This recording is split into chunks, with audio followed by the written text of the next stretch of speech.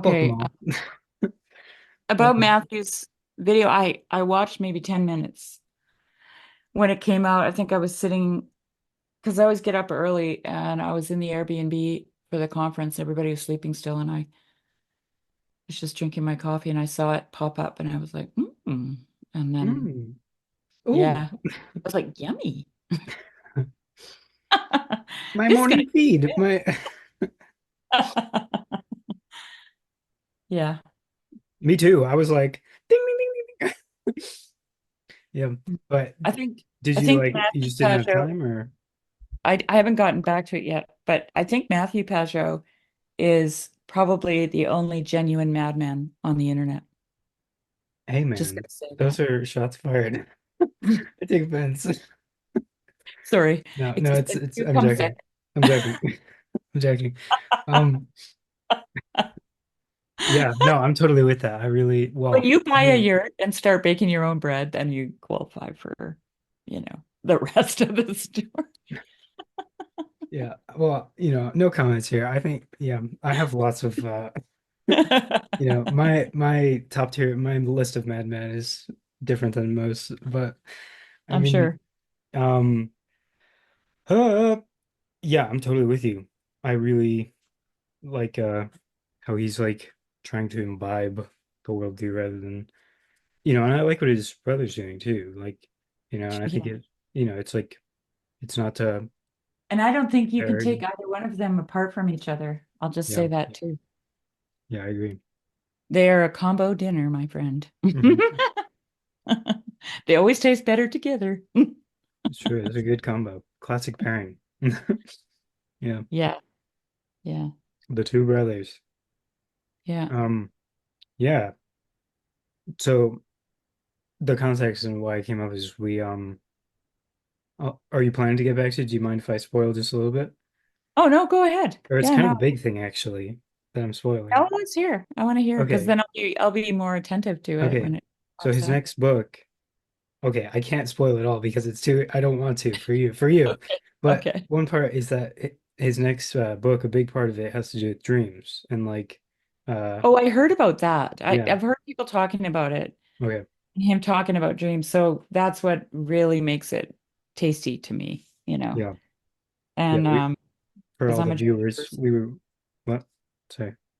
Well, because I'm a dream person. Yeah, yeah. Yeah. For anyone watching, we were just talking about dreams for a little bit. I forget why it came up, but doesn't really Museums matter. of consciousness. Yes. And why did we start talking about dreams? Do you remember? Hmm. Because Michael Martin told me that I have to keep a dream diary, and I'm desperately trying to remember my dreams when I wake up Yes. now. We were talking about early mornings, how we both had our early mornings today. Yeah, Yeah. yeah. Right. And here's the thing, I realized in my latest attempt to remember my dreams that I've actually gotten very lazy about remembering my dreams. Me Like too. in an intentional way, like, I don't have time for that, you Yeah. know? Yeah. And and it feels wrong to me now, actually. I think that's all I'll be able to say in the next class with Michael Martin is I'm learning that I've been really lazy in my obligation to pay Yeah. attention to my dreams. It's an interesting way of framing it for sure. Like, yeah, almost like we, nobody likes to throw oughts or shoulds around. I don't really feel like that's what we're trying to, but it's almost like, we should be doing that. Like, like it's you, maybe that's why we're so crazy or something, because we're not paying attention to our dreams. I think of it similar as paying attention to the astrology transits. It's Yeah. attending to the unconscious, Mhm. and like you can also do this by attending to the social movements that are happening, you know? Yeah. There's a really interesting Orthodox take on going to sleep at night. Um, and I only know this from my prayer book because my prayer there's nighttime prayers that you can say when you go to bed. And there's prayers that you can say when you get up. Hmm. And the ones going to bed ask God to protect you from death. And the ones in the morning that you pray when you get up, thank God for bringing you back from the dead. So there's this ancient awareness of the death that you die when you sleep. Every Mm, time you go to bed, mhm. it's like a mini death, Yeah. right? So in talking about, And waking up is like a resurrection. mm, And so when you think about it like that, Jonathan, like your life takes on this, it like just magnifies the spirituality of just the everyday mundane thing, going to bed and getting up, right? yeah, yeah, I'm really thinking. I keep thinking. Um, yeah. So Matthew Peugeot's book I'm still hesitant because I want you to actually watch it. Well, I Um, know he wants to call it the language of renewal, right? you know, you know, and it's Yeah. about yeah. So and that's a big. So he's also talking about like the purpose of dreaming, I suppose, like kind of like, like the symbolism of sleep, and Oh, I think he connects it with like a little death kind of thing. Like, yeah, oh, interesting. I think Okay. that's very. I don't remember if I think I heard that first from Jonathan Peugeot. I'm not really sure, like if Matthew said particularly made that connection, but I think he did in terms of this, like, it's like a little death. It's very Yeah, I mean, I the just whole got thing that about sleep is super interesting. yeah, I just got that from reading my Orthodox prayer book because I was in the beginning I was praying a lot of the prayers out of there um and I was like, like there's a prayer for everything. There's a prayer before studying, a prayer before going on holidays, a prayer before going to bed, a prayer when you get up in the like there's prayers all over the Hmm. place, right? And some of the going to bed ones are a little odd. They're a little odd because you have Hmm. to point. You have to stand and point at the bed. And then you have to stand on one side and you have to stand on the other and you stand at the foot, Hmm. It's like and making it's like I forget it's what they're making a called. sacred space. Yeah. It is. Like a sigil magic, like creating a Yes. sigil. Yes, it is. Very definitely is. Hmm. Did you see that video I posted today about sacred magic? I didn't get to it yet. I watched because when I talked to you, I was sitting at the Starbucks eating that butter chicken Hmm. Yeah. and using their Wi-Fi. I'm like, I gotta go to Starbucks and text Jonathan. I'm gonna be late. It was you already know what is it's pretty, just the essential structure of Tom Berg's thinking about magic, where you have sacred magic, personal magic, and like um sorcery slash black magic or whatever, where it's like you're being used uh unconsciously or something. Hmm. That just came to mind in terms of like magic bed or bed Yeah. magic. Yeah, a little bit. Yeah, a little nighttime bed magic. Yes, definitely. Yeah. Yes. Yes, Well, indeed. there's some what? Yes, indeed. Yeah. And I mean, there's a lot of that kind of ritual in the Orthodox Church. Like when I got baptized, I had to spit on Satan. There's a big announcement to Satan before you walk into the church. The priest makes a big announcement, Yeah, I remember hearing you say this, how you were you like, know. how you were And then excited. You were excited to spit on Satan, right? I was totally excited about this whole thing. And then there was hanging on to each other, hanging on to the priest's robes and then each other, me and my godparents, and circling the baptism, I think it was the baptismal tank, going around and around. Hmm. And you dress in black for the baptism, and then you go change and you come back out in white, you know, Hmm. and and then you get the chrismation oil rubbed all over, like on your feet, on your hands, on your neck, I think, on your ears, on your eyes, on your mouth, Hmm. and you have to leave it on for oh no, yeah, leave it on through the whole liturgy. So because it's a whole baptismal liturgy, and then at the end, then the priest calls you up again and he wipes it off because it's holy oil and it can't leave the sanctuary. Do you know what type But of oil they use? I believe it's an olive oil, but it's full of like frankincense and myrrh and all those really beautiful, beautifully scented oils. And actually, I don't know if it's olive oil. I shouldn't say Oh, that. I don't actually know, but you can Google it, I'm sure. And it comes from, so they chrismate. It's blessed by um I think by the bishops, and then it comes from a certain place and hmm, gets distributed to the different churches in that diocese for baptisms and chrismations. And I'm telling you, the smell is just like I didn't want to take a shower for like days hmm, because I felt like I was in heaven. It was just the most incredible fit. Like hmm, it was like, here's the thing. It was kind of, I'm in a Catholic rec hall. I'm in a baby pool for the baptism. And the priest had to pour water over me because it wasn't deep enough to plunge me in. And it's a complete immersion baptism in the Orthodox Church. And um, but I felt like I was in heaven. hmm. It's cool how they It like was amazing. yeah, there's so much like, you know, uh Ritual, yeah, like so ritual much, like fullness to the experience. yeah, like the aspects of the experience. Yeah. Hmm. Yeah.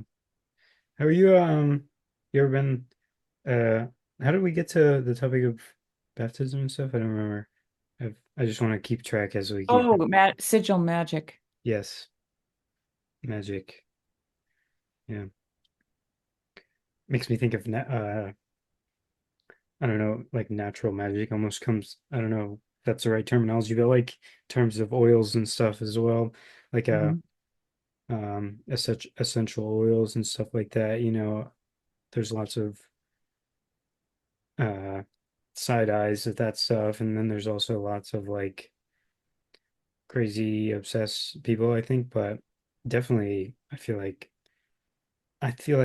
no offense to anyone out there, but I feel like you'd have to be kind of uh not paying attention to think that there's something, to like herbal medicines and like natural healing methods, and stuff like that, and I don't know, that seems like something you kind of like, and the oil reminded me of that, like the essential oils, and made me think about wonder what they use, like and thinking about, how that might actually, like have some sort of effect on your spiritual life or something like Well, that to be yeah, surrounded I by mean, certain things.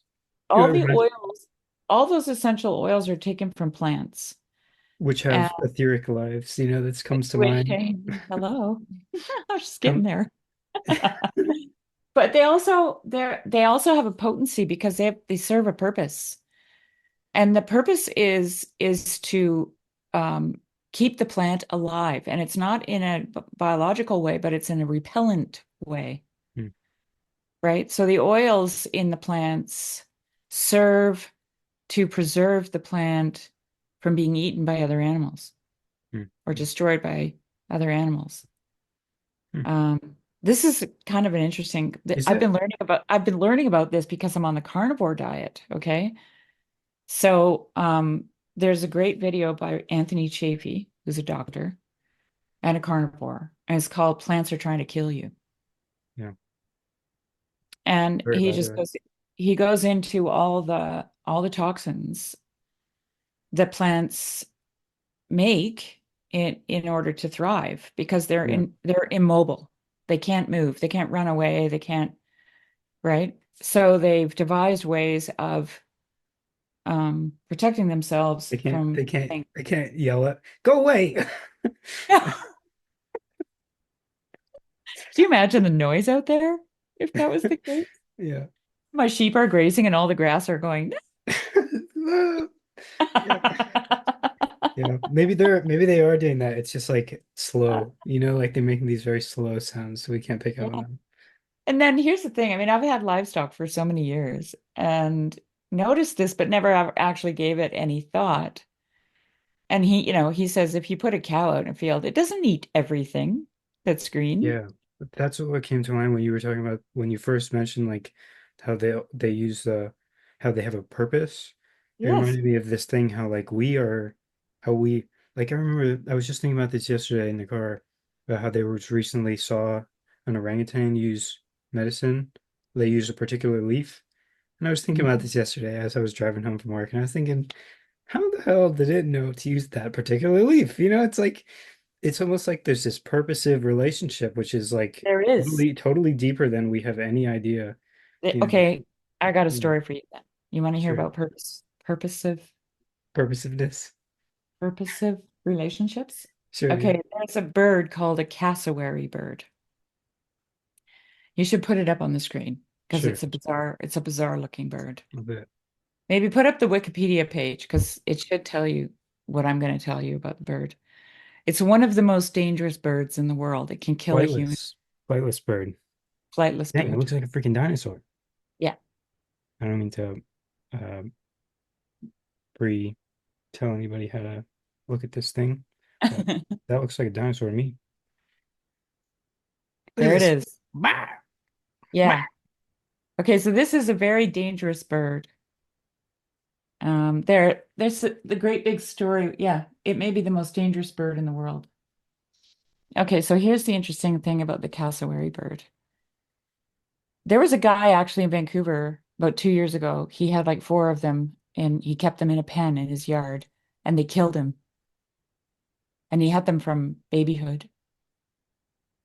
But this bird eats only the berries of certain plants in its natural habitat.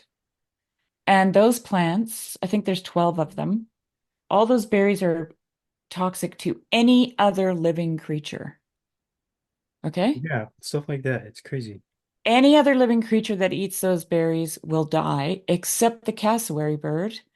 And the reason that these plants want to be eaten by the cassowary bird is because they germinate in the stomach of the cassowary bird before it poops them out. That's the only place that these plants can germinate. They don't germinate on the ground. They germinate in the stomach of the cassowary bird. Okay? So, It's pretty wild. how in God's name did the cassowary bird and these plants come into this relationship? Yeah, I don't even think Darwinism can make a point about that. yeah, it's pretty wild. It's like And look at what those toxic berries have done to them. yeah, that's what I was thinking. I was thinking maybe that's why they're so deadly, is because they're filled with all this dangerous stuff. They're like, it's Well, and they're dangerous because if they die, those plants die. Like these birds have to stay alive, or those 12 different species of plants, they're not all related, yeah, so will the die plants out. yeah, so the plants must be like So there's a potency in these plants, right? That this is why we're talking about essential oils. There's a potency there that interacts with the biology of the bird. yeah, They have to. I mean, look at the bird. yeah, Look at the bird. yeah, it's pretty Just, wild. it's eating toxic plants and it looks toxic. Like It all the does. colors on the bird, Yeah, toxic colors, like the red, yeah, it's all a huge warning sign to stay away from that bird, yeah, right? Because that bird and those plants have a relationship that is so key to their both of their survival. So, yeah. and if you don't believe in It's really God after crazy. hearing that story, I don't know what's wrong.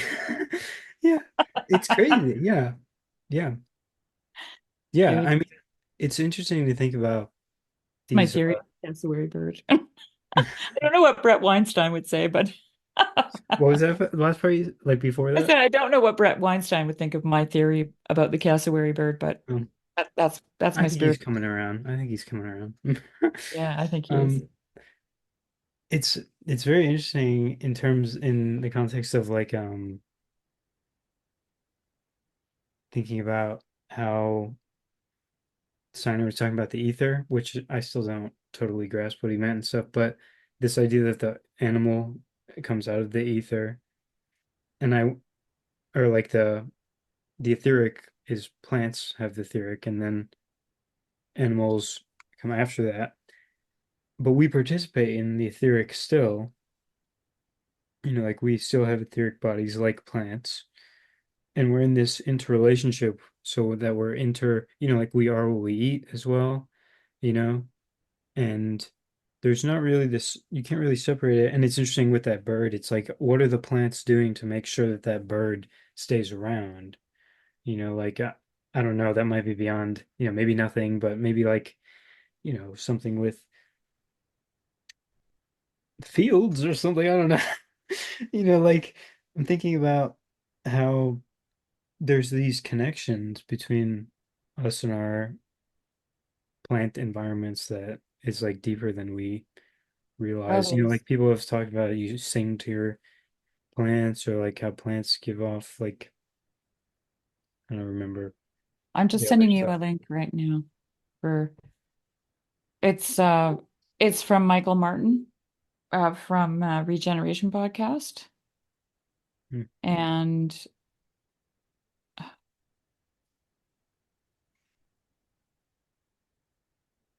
And and also, did a whole thing on ether and water oh yeah, recently? with a doctor. No, it's quite a while ago. You might be, I just sent you the podcast version, but you can probably find the video version of it too. Ooh, ooh. And it talked about they talked about the magical properties of water, and what's so interesting about that is this Yeah, is why I believe homeopathic medicine works. me too, kind of. Well, because water is not it just H2O. It's way more than that. And it's really, really not, it's not well understood scientifically speaking. Yeah, And they get into it there because they talk about heavy water and how water there can be different, like you can have a container of water. I'm trying to remember how it goes. living water is one thing, Yeah, they talk about living water and they talk about zones of those waters in within a container. and how it It could holds the be, resonance, right? yes. And then years ago, I heard a woman on a TED Talk, and I have tried and tried to find this, and I can't find it. But she was trying to prove that she was I don't know, scientist of some kind, and she was trying to prove that Water homeopathic healer. medicine was a hoax, was a scam. And so she was running all these different tests, and she had to somehow run an experiment with with an illness that couldn't be psychosomatic. So she decided to use people who had allergies, severe allergies, because people can't fake an allergy. Either they have an allergy to something or they don't. And she used homeopathic medicine on people with allergies and it worked. And she couldn't figure out why. Because it's just, if you look at the medicine, it's just water.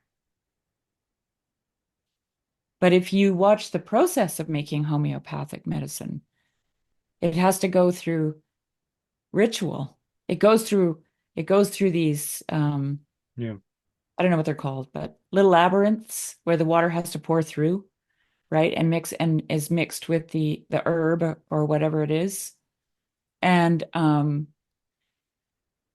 and in her TED Talk, she talked about, and I don't know if I think she just basically put it out there as a hypothesis. Is it possible that water can take on the principle or the potency of the herb without actually um, having any of that herb as a content to it? But it absorbs its potency into it. hmm, And that's how she thinks it works, hmm. right? So she started out as a total skeptic trying to prove that homeopathic medicine was a scam.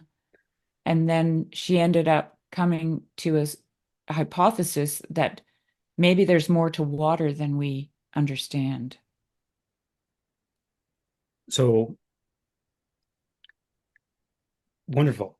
This is so good. I'm reminded that guy Giannis West, who I've mentioned a couple Yeah, times. yeah, yeah. He did a documentary about water, and I think that lady that you're talking about might have been one of the people that he was focusing on. I'm not Oh, I'm not sure, but I was You have just to went to his send it to channel and me. I think he might have deleted the video or maybe it's on a different channel or something. I have a downloaded copy, so maybe I could send it to you. But Okay, cool.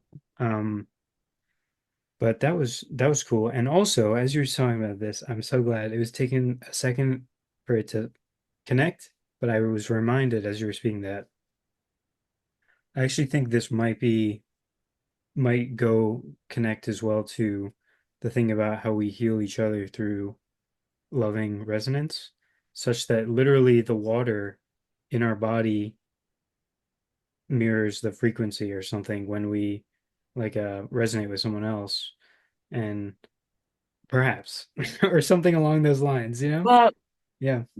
yeah, that and Desmond's idea that we are literally stringed instruments. We're tendons stretched over bone. That's what the original stringed instruments were. Sinew stretched over bone, Mm. tight, right? It's so And much for me to like it's like boom boom boom. played, Yeah. right? That was the It's beautiful. early instrument. And so, and like he says, um,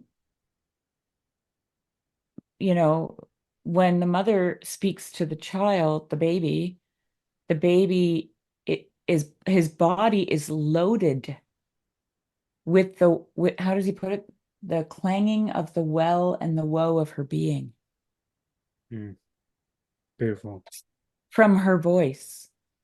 Yeah. Because it contains the principle or the potency, the resonance of her Yeah. whole entire being. Yeah, and that's the right brain. That's the language of the right brain. Like obviously that's a gross oversimplification, but this is kind of the whole thing that is that like, reincorporating that aspect of language, I think the consequence of that is this healing, this love, this communion, and stuff like that. And then that also connects to the Sophia insofar as, remember the Sophia Logos video in terms of the Lady of the Temple and like these faculties like healing Mm, that come back when we re-engage with the right brain. And I think it's all a beautiful tapestry and like there's so many ideas, but I feel like there's a hyper object or some through line that is, like I just have trouble like tracking the whole thing at once, but all that I can say about it 100% confidently is that it's there and that it's beautiful and it's yep. coherent and all these Yes. different fields that everyone's talking about, all these, herbal medicine and neurolinguistics and like, and theological discussions and history, I feel like it all just coheres. It's beautiful. I feel like I'll also shout out, I think a lot of it is imaged in Galahad's Cosmogram. Just I have to throw that in also. I think Yeah. yeah. Did you Well, have this? Yeah. I'm thinking of this verse. Um, I don't know if it's here. Okay, there's several of them. Cool. So, first I'm going to read this one in the And one okay, last so thing about that, okay. if I may, real quick, is that I think like um, we've talked about this already, and I agree that there is, you know, that it's great and it's a blessing that we can have the conversations like this. But my mind, I see this trajectory in history, which is that we are entering the matrix, like the transhumanist stream. Like that to me is the opposite of the right brain language, the Yeah. Sophianic resonance, and that's why I'm so crazy about texts and and also I think that like you know the beast is always watching us when we're doing this stuff, but it's like it's like I just feel like if we're gonna be in these spaces, we have to be like let's not get sucked in because that's the way it's going, you know? That's the way it's going. If we do, as long as we do the meetups, then it's all good, I think. Yeah. Yeah. Yeah. Well, I'm just looking up temple not made by hands, and I'm actually kind of shocked that Acts 7:48, Acts 17:24, Mark 14:58, Second Corinthians 5:1, Hebrews 9:24, Hebrews 9:11. Um, What is this? just Temple the made by hands, you said? those are the references for temple not made by hands. So it says here, Acts 7:24. I should tell you why I'm thinking of this first before I read them. I think that's the through line. The Through temple? line, the temple not made by hands. I'm with that, generally speaking. Like I would have to think about it for a sec, but I Well, think that yeah, sounds because right. the only temple that is not made by hands is a human being. Oh, you're talking about the human being. I thought you were talking about like Well, it this. is the human being. Like Yeah. Well, we were saying that's true as well.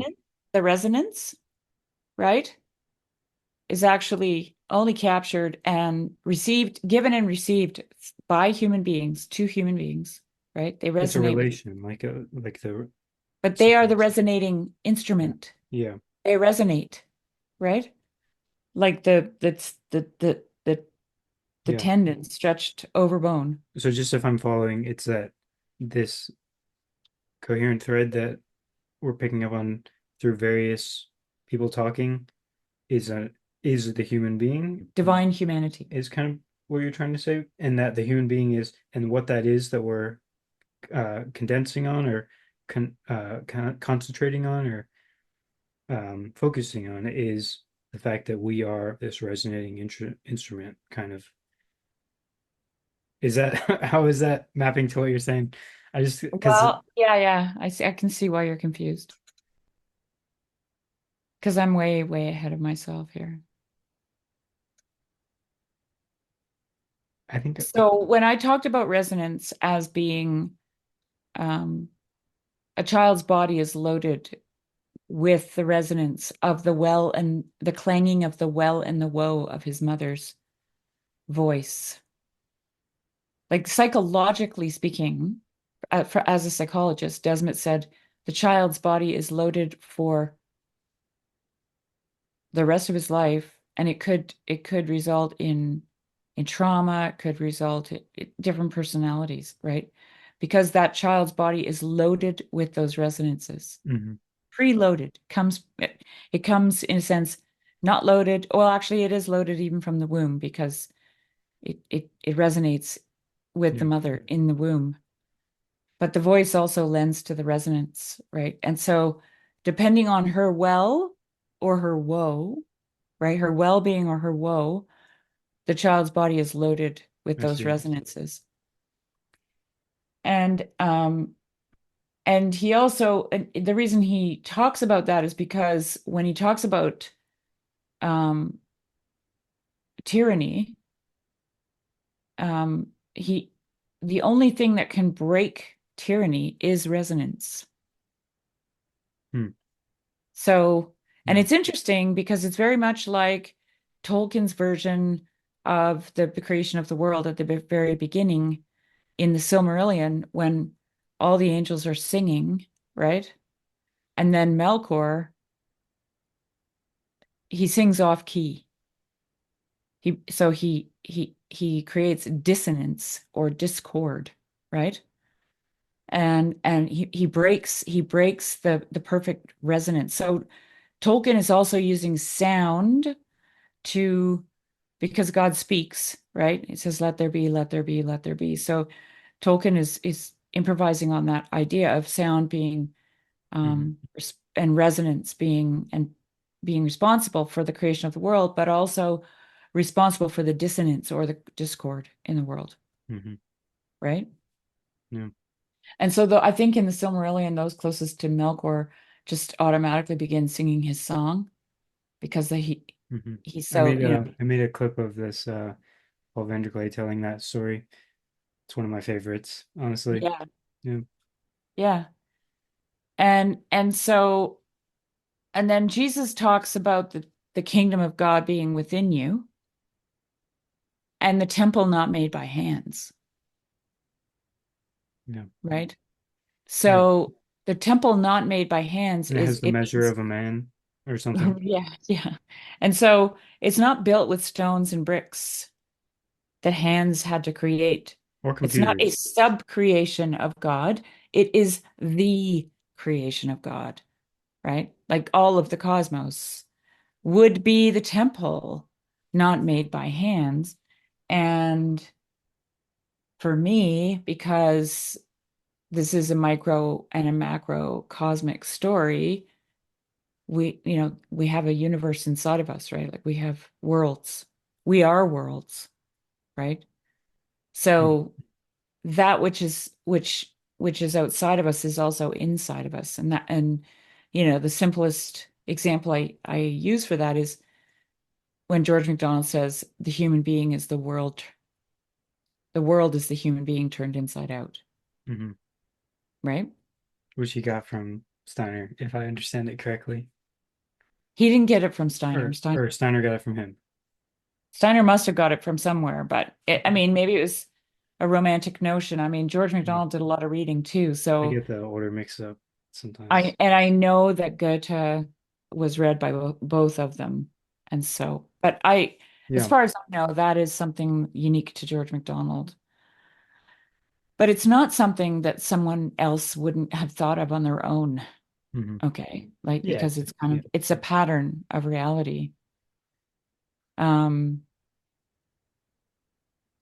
I mean, it's perhaps the pattern or something like that, so like I'm just the reading resident. here where Stephen says to the Sanhedrin, however, the Most High does not dwell in houses made by human hands. As the prophet says, heaven is my throne and the earth is my footstool. What kind of house will you build for me? Says the Lord, right? Where will my place of repose be? Um, and so I guess I don't remember when it was, but I had this insight that we were actually the stones of the temple.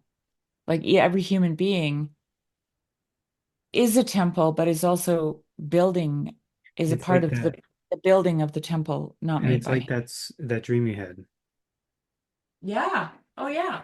I mean, even Jung says that if you dream of a house, No, no, I'm talking about the brain dream. the brain dream. Oh, Yeah. yeah. Yeah, yeah. The brain dreams. Tell me more. Say more. Well, Sherry was telling me about My how she brain. had this dream after the TLC, after the X-ray event, where she saw herself from above, and she saw her brain, and her brain was constituted of all these little islands connected by water, and each island was one of the people who was at the estuary. And um, I think that maps to what you're saying, insofar as the um the people are the stones in the temple, which is the body of Christ, and Mhm. they resonate with each other through the etheric resonances, I think, or something like that, which is water, because the ether goes with water. And and these reson I don't know, they're, using the word ether loosely, but um it's interesting there in terms of these the resonances that the child gets from the mother and stuff. Those are and like the language and all these rhythms. I'm thinking musicality in general, where like the um the rhythms of our life, waking and sleeping, it all those are.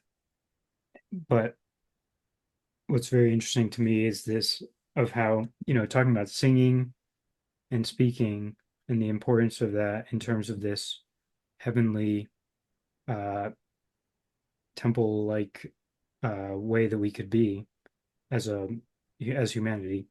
It's interesting because I think that's the same thing as our visual being.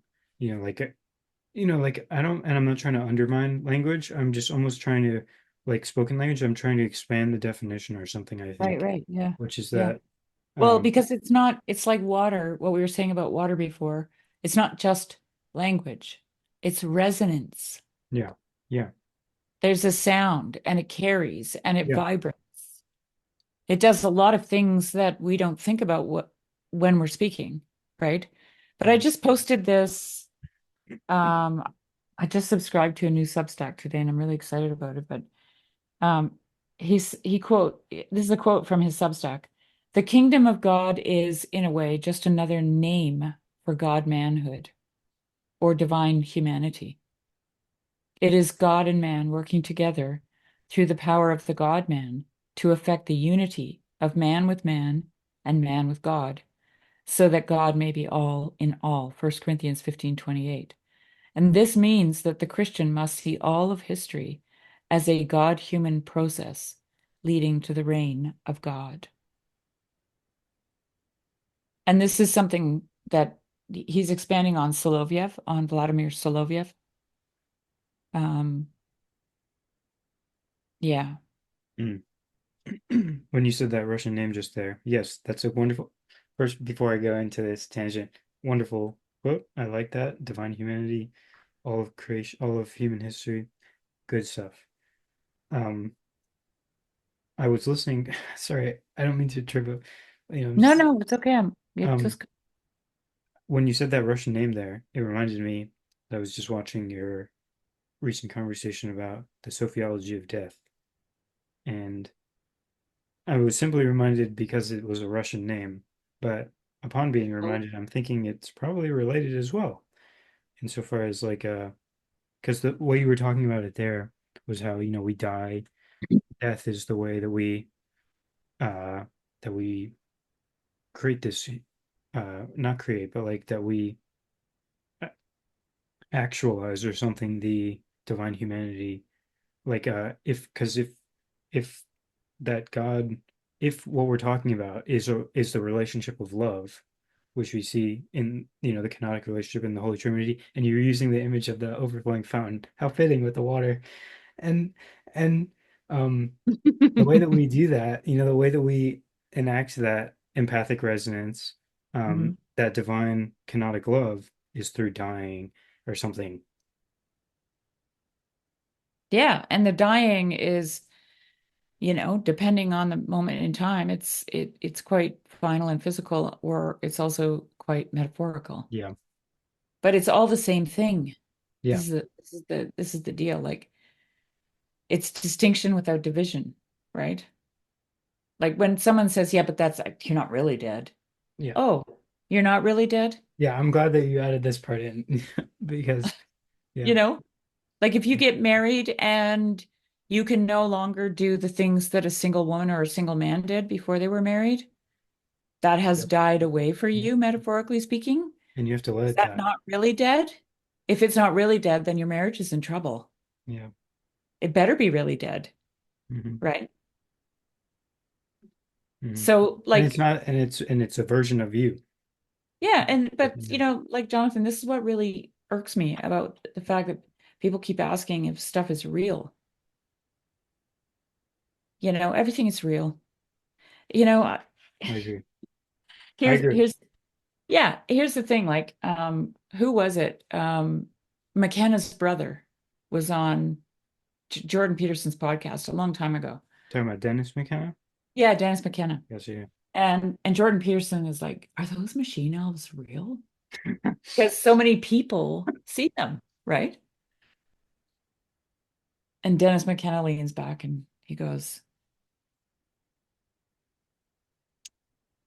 everything that everyone experiences is real. Yeah.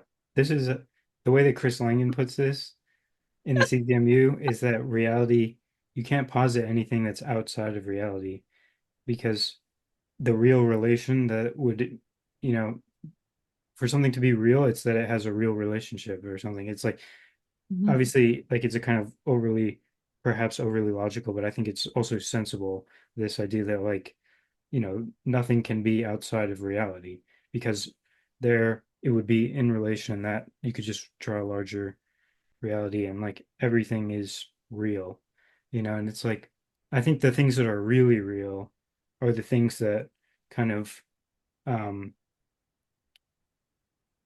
are most like true to like the totality of reality or something like that. Like when we image forth God, that's when we're really being real or something. I don't know. So this guy, okay, so the quote that I just read you about Soloviev, the God manhood thing, he says something in here that gave me a start, and I know it's going to make everybody pissed, but anyway, um, I'm going to read it. It's just short. Just True. okay. So he's working off the premise that everything is the process of building the kingdom of God through divine humanity. And that's why I mentioned temple not made by hands. Okay. Um, so he says here, the kingdom of God is in a way just another name for God manhood or divine humanity.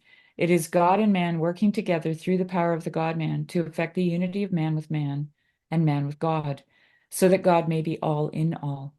And this means that the Christian must see all of history, as a God human process leading to the reign of God. And it was this idea that proved so important to the distinctive approach to politics and political theology of Father Valentin Svensitsky, Bulgakov, and Vladimir Ern and the Christian Brotherhood of Struggle. For it allowed Soloviev and those influenced by him to see even secular movements for freedom and justice as parts of this God-human historical process towards the coming of the kingdom of God, even if the socialists were mostly atheists. For example, one could see that their political principles, if implemented, would be genuine advancements towards the ways of relating to one another, characteristic to the ideals of Christian love. Thus, Christians could and ought to support such movements, even while disagreeing with the explicit religious beliefs of many of their members. As George F. Putnam puts it, discussing Soloviev's influence on Sergius Bulgakov, Soloviev showed that the struggles of secular reformers and revolutionaries were necessary to the spiritualization of man. This made it possible for the religious man to accept and support their work, even though its purveyors attacked Christianity and used violent means contrary to its spirit. Unquote. This strikes me as a very interesting and attractive approach, which isn't to say it doesn't raise distinctive problems and questions. In future posts, I hope to say more in particular about the way St. Valentin Sventsitsky develops the approach and responds to potential worries. And I mean, I don't know about you, but I mean, I can see all kinds of potential worries there, but I can also see Rudolf Steiner and Owen Barfield, right, talking about this. And he actually names it. I don't know if it's in this one or another one that I got caught up in this guy's Substack today because it put me in a lot of tension. So I'm like, okay, I have to read it. Mm. Um,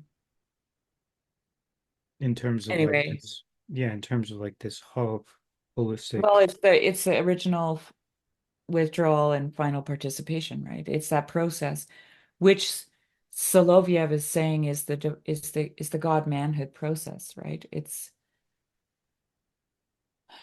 um I thought you were thinking there more in terms of connecting that to this, like the dream you had in terms of the various islands constituting a larger body.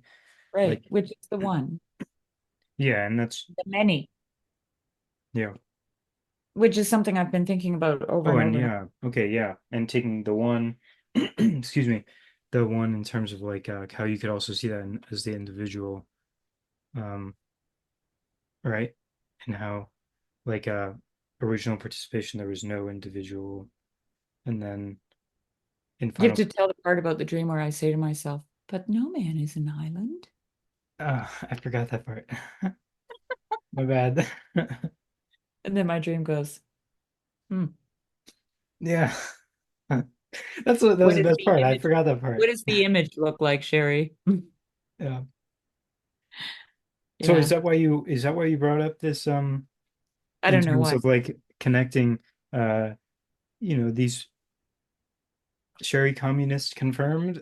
Like we support the communists. No. No, I'm joking. It's like No. I know I'm joking. It's like the fact Well, that we can all kind of get along is the thing. Is that like well, see, this is the thing with Steiner and Barfield that they they always give you the sense, at least Barfield. I don't know about Steiner's. I haven't listened to as much of Steiner on this as Barfield, but Barfield is just saying what Steiner says in his own way. And the thing with Barfield is he'll go into this long diatribe about how withdrawn our culture and society is from God, right? And you're like, oh my God, what is he going to prescribe? If, oh, maybe because we did this and this and this, because he'll say, oh, it's these things that have caused this withdrawal. Then you automatically go into fix it mode and you think, okay, now I have to fix it. We've got to go back to the way it was. And then he says, no, yeah, you have to go through it. And yeah, that's exactly what Soloviev is saying. You have to support the work of, even if it's violent, yeah. I mean, I don't know if this And is Soloviev's and words or even this guy's yeah, interpretation of it, but like you have to say yes to it, yeah, essentially. like yeah, even yeah, just allowing for it almost, or like Right. seeing it in its proper place, which is a like that was a big thing that helped me when um in my spiritual intellectual journey or whatever. There was a stage where I encountered this one particular channel, the Modern Hermeticist, who's talking a lot about the period of the early Renaissance and Mm. alchemists and magicians and stuff like that, and also Galahad's work in terms of the Luciferic and the Chaldebaeotian or the Armonic, and these 2,000-year increments, and how the modern times are defined by the Luciferic, such that you can see how God is working through our time period. Like I no longer feel like completely lost in what the hell is going on in the world. It's like, no, it makes sense to me. Like that this is the the working of God basically, and like Right. it's kind of operating at this higher level, and most people are unconscious of it. And Well, he says here, he says Soloviev's concern was to find the essence of Christianity, what really makes it unique. And his answer was simply Christ. Quote, Christianity has a content of its own, and that content is solely and exclusively Christ. Unquote. While this may seem somewhat obvious, too many who call themselves Christians mistakenly, quote, believe that the essence of Christianity is Christ's teaching and not his person, unquote. But Christ's teachings about morality or about God the Father were not really unique, thought Soloviev. And parallel teachings can be found in many other religions and philosophies. What was unique was his teaching about himself as a living incarnate truth. And even where the centrality of this claim has been accepted, its implications have not been fully grappled with. Do you want me to read the next paragraph? yeah, sure. In the Orthodox understanding of the incarnation, Christ is said to be fully human and fully divine, two natures in one person, or hypostasis. As the second Adam, Christ shows the true nature of humanity in its vocation to be united with God. Christ's God manhood, which is a term Soloviev coined, is not simply an individual matter, but the final cause of humanity as a whole. So it's not just Jesus, but it's all of humanity, right? To call people to Christ, then, is to call them to be a part of his divine humanity, to become deified. And the implications here are not just limited to human beings, but are cosmic in scope. Quote, for he has made known to us in all wisdom and insight the mystery of his will, according to his purpose, which he set forth in Christ as a plan for the fullness of time, to unite all things in him, things in heaven and things on earth. Ephesians 1, 9 and 10. And, like for me, over the last probably 4 or 5 years, I and I hope this doesn't get taken the wrong way, but whenever I read Christ in the scripture, I read humanity, Mm-hmm. divine humanity, right? Yeah. Because and divine I don't humanity. feel like that's the wrong thing to say because, and I keep repeating this, but nobody seems to be catching the gravity of it. Even like every Christian denomination will refer to itself as a body of Christ, the body of Christ.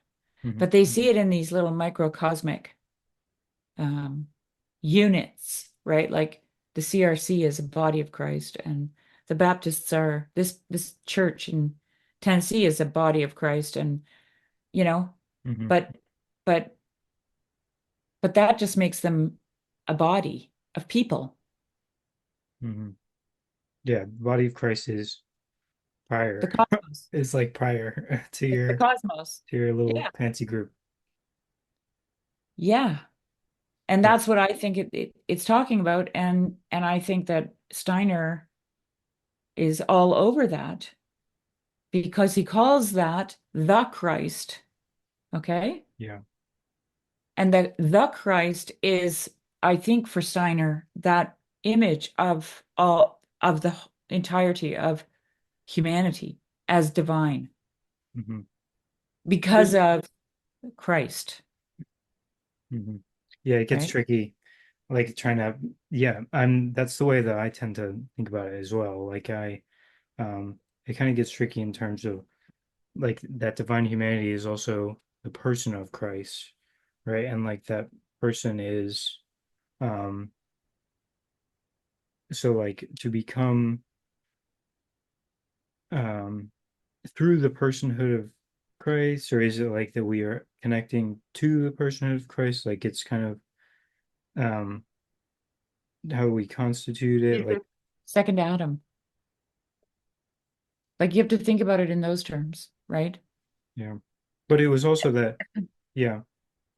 So that's the thing is that I think that's a real thing is that people have been very hung up on like the particularized Christ, the Jesus Christ, right? Well, yeah, and tribal lines. Like, Yeah. did you watch my Not Estuary show with Chad? Yes, that's the one that I posted the clip of. You clicked that, right?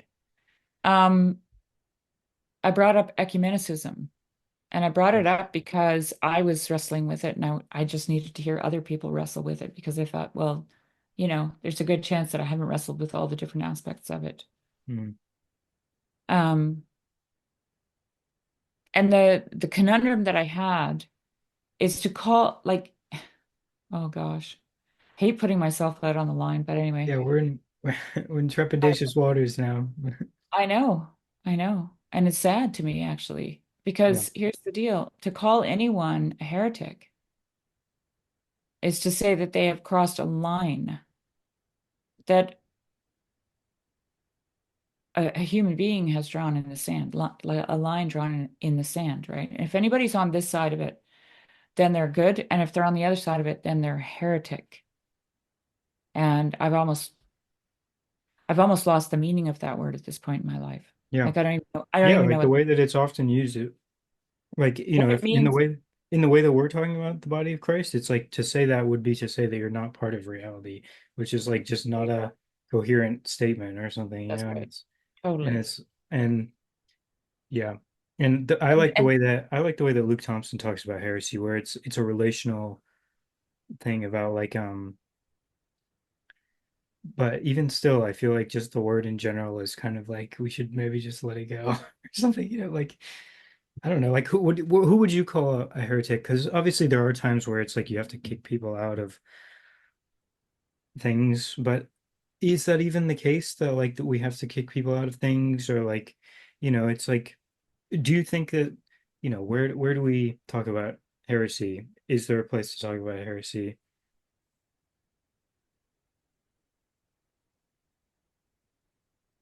I actually, like if I just think about the historical struggle that Sam Tiedemann finds himself a part of Arianism against Trinitarianism, right? Mhm. Or vice versa. Mhm. Um, I haven't read the history, but I have heard that it was bloody and violent, and Mhm. people on both sides of that argument lost their heads over it. And but I also know that at one point they lived in harmony with each other. and nobody was the worse off for it until somebody decided to draw a line in the sand. And then Sorry things got sorry to point out rushed, here. Yeah. right? Started to name heretics, basically. And then yeah, and then these things became heresy, right? Yeah. Anathema or whatever the case might be. And Yeah. It's and so yeah. like when I was posing that question, here's the thing I struggled with. God says to love the Lord your God and love your neighbor as yourself, right? Or Jesus says those are the top two commandments, you know. Upon these hang all the law and the prophets, is what he said. And so I know that as a Christian, that my highest calling is to love my neighbor as myself. And so how does that ever involve drawing a line or calling someone a heretic, Yeah. right? Or not allowing yourself to be like in the same room with, Yeah. like I don't understand that Yeah. because for me the highest calling is to love, right? And Yeah. Some people would say maybe there's times where like drawing lines is like an expression of love, but it's still I know. they can't be like ultimate lines or something, right? No, I mean, I know that there is a line drawn in the sense like there's a veiled mystery, for example. So the Eucharist would be only available to the initiated, right? And the initiated are those who've been baptized, who've done the magic, But the also sigil, there sigil magic. but also there's the way where the Eucharist is like a more, it's like every meal in a sense, right? Yeah, but I'm just saying, like, I actually don't have a problem with that in, like, let's say in the Orthodox Church, right? Where Hmm. if you have not been baptized into that church, Yeah. then you have not been initiated into the mysteries, then you can't participate in the mystery. But I think that because that is not necessarily a line that excludes you from the body of Christ, but it Yeah. it Yeah. gives it gives um It heightens your ability to participate in it ultimately, well right? it does that, but it also it makes the mystery um it makes the mystery relevant, right? Like there's a relevance to the mystery. Like it's not just something that you can't just Yeah. take it lightly, Yeah. right? It means something. Yeah. And in order to keep it meaningful, there has to be an initiation. There has to be a ritual, Hmm. right? Yeah. That you pass through in order to get to the other side so that you can be a part of it. Hmm. And I think that that is like my sister talked about this in the conversation actually with Graham and Megan and I. That Um, was your sister on Girl Country. yeah, most of my sister, I still haven't watched it, but that's cool to hear that that was who it was. my real sister. Yeah. Woohoo! Yeah. And she was talking about protocol in First Nations communities and how following that protocol is it just, the way that you approach people, you follow a certain protocol. Um, and you have to follow the protocol because it lays the foundation for the rest of the interaction that you have with those people. And that protocol is essentially a pattern of reality taken from nature, Hmm. right? And so that's kind of All the our way, protocols are all weird now because we have all these new protocols, like digital protocols that we don't know how to. yeah, we're At rewriting. least I struggle with them. Yeah, yeah, and so, but she Okay. makes that point that these are patterns of reality. They're not actually made by hands. These protocols, they're you can find them in nature. These protocols, right? Hmm. And so, and the First Nations people follow those protocols because that's what they've learned from nature, and it just creates a way, and it reveals a truth and it allows for life, Hmm. right? Following the pattern of reality. That's what those protocols are. And that is to me what the initiation into the mysteries and the ability to take the Eucharist is following. It's following a pattern of reality. It's a protocol laid out in nature. You don't get to penetrate to the heart of the thing until you have revealed to the powers that be, right? Whether they're supernatural or natural, that you are worthy of penetrating to the heart of the mystery. And so that's why there's a barrier there. But I don't think the barrier is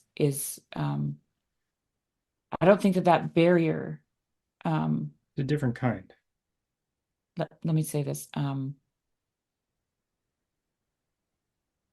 your salvation is not dependent on being on the access to that mystery. So It this connects it back to the it's universalism though, which is slightly different than like the heresy discussion, right? Because I universalism don't is an ultimate concern, like, right? well, I just don't see the pattern of reality not being universalist. That's I don't see it yeah. No, no, no. I'm saying I'm with you. because every other pattern, if you believe in hell and annihilation, then there have to be heretics. Yeah. Okay. So that's how you're connecting the heresy to the universalism. Yeah. No, Is that not a good connection? Am I no, off? no, no, no. I'm with you. I'm totally. I like it. Okay. Yeah. Yeah. Just the but I You think we can't, don't I don't think we necessarily have to bring universalism into this particular discussion in terms of like just to keep it on like oh even though I am kind of with you, I am with you in that respect. It's more so uh just talking about like here um I feel like we were talking at a more like a particular level about heresy and how did it come up? We were talking about oh yeah, well, we like I was nature talking of about ecumenicism and the conversation I had on Chat's channel with mhm. the Not a Shuri group. And before that, we were talking about Christology and how we're in dangerous waters. And I think that's how we got there about how, Yeah, because if some people think that you can oh, actually go to yeah, hell for having a wrong idea, right? Like I'm not trying, I'm actually not trying to lean this conversation towards universalism, mhm. but it will if I if see. Yeah, I see. if Yeah, that's if like you how are a we, heretic, you are only a heretic because you don't have the right understanding. mhm. So it's kind of like this is how one maybe comes to universalism is through this sort of realization. And we were also talking about how um, recognizing the various, like the, uh, talking about when I asked you whether or not there is any place for heresy, and I think that was a wonderful response. Like I think very interesting and helpful as well. I've been thinking about universalism some. It's not particularly like huge topic in my mind, but it's interesting. And uh but when I asked you that, one of the things that I thought was maybe it's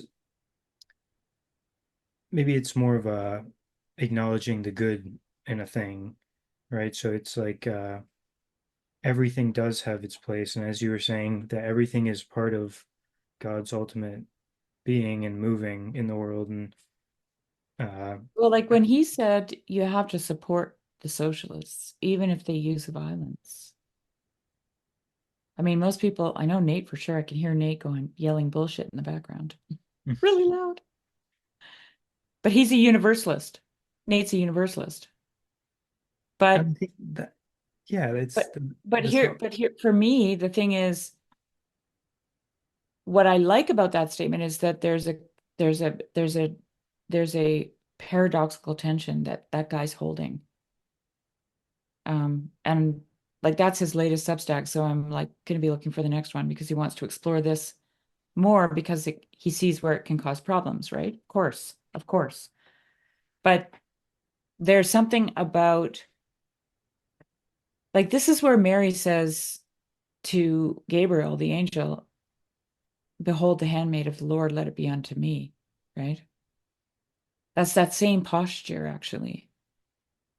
is now she's going to go through the thing and her heart will be pierced. And she knows that already. Like she already knows she's going to suffer. If this child that she's bearing is called of the God, she knows what that means, right? There have been enough examples Mhm. beforehand. And so, yeah, I don't know. I think that I'm connects. thinking about a lot of things, Jonathan. I'm Yeah. sorry. No, no, I it's all got good. I'm going to try and help you out here. I think, a lot and going. because we were saying there that connects to the sociology of death, and that's how we were talking about these larger bodies. That's like that's the that's the personage of Christ through which we participate in the body of Christ, which is kind of um, dying as appropriate in any given moment, like or something like that. Is that kind of helping you retrace your steps a bit? Like with what you were just saying there in terms of being pierced, I feel like that connects. Oh, hang on. I think I have a phone call, but it's upstairs. That's okay. I'll get a message. Um, well, I'm being a little bit cryptic because I don't have all my ducks in a row here yet. We got a lot But of ducks. There's a lot of ducks on this, it's a full pond here, so it's hard to get the them whole all. freaking pond. They're not very obedient sometimes. They like to go all their own directions. So like, ideas have people, they say the ducks are doing what they want. So The we have ducks to are. try and, put a line of feed maybe. The key statement for me is that Jesus is the second Adam, right? The first Adam, just listen. Okay. The first Adam is Yeah. Adam. But yeah, so the first Adam is Adam, who is the father of like, well, Adam is humanity. It's what it means. Okay. Hmm. And Christ is the second Adam, which is the second humanity. And Jesus says, I am the way, the truth, and the life, right? So what he's talking about is making a way to this God manhood, this union of man and God. And that's why it is absolutely imperative that he is fully God and fully human. Because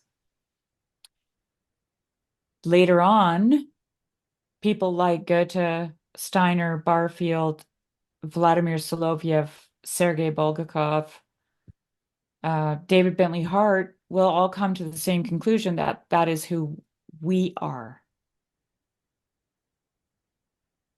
And that is why we constitute the body of Christ. And he is the head because he is And he the shows the way, firstborn. shows the way. Okay. Yeah. He's called the firstborn.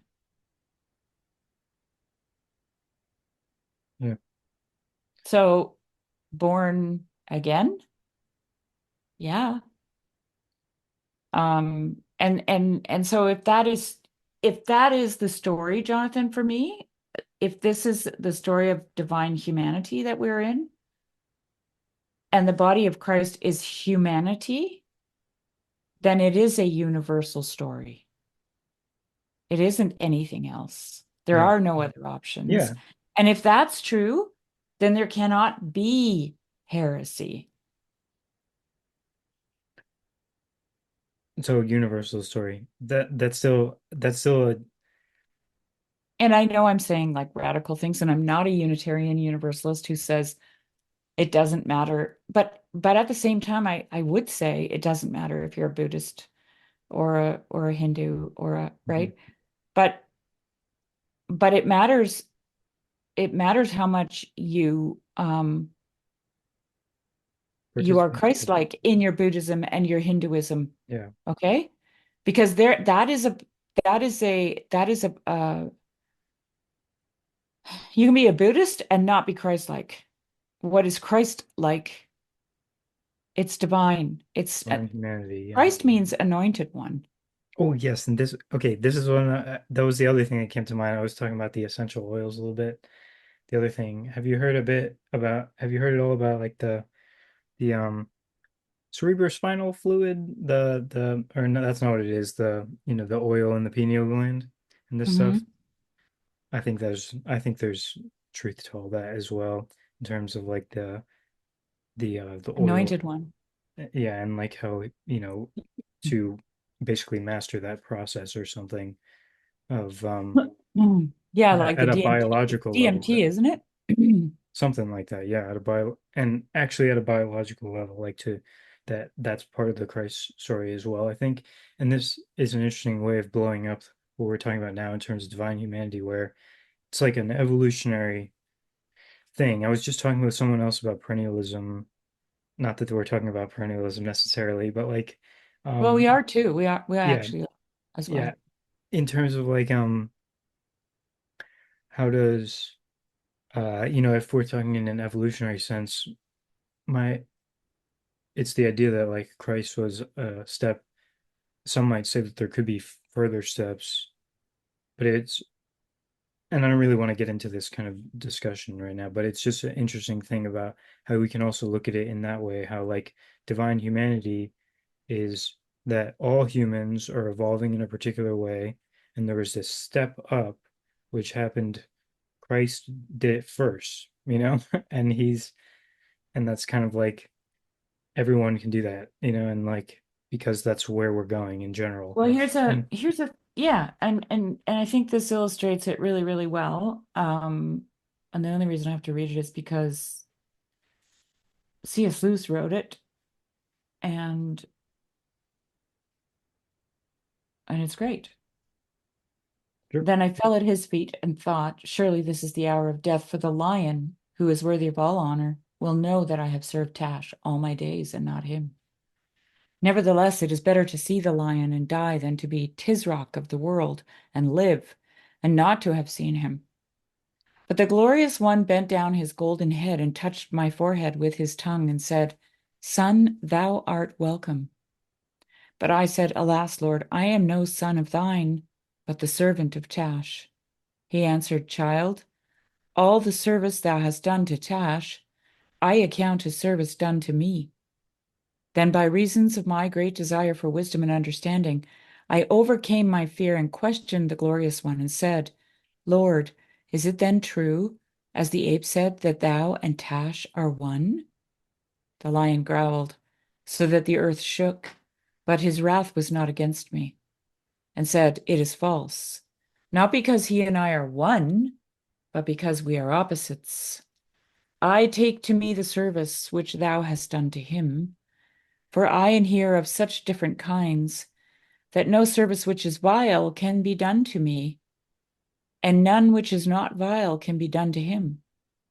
Therefore, if any man swear by Tash, and keep his oath for the oath's sake, it is by me that he has truly sworn, though he know it not.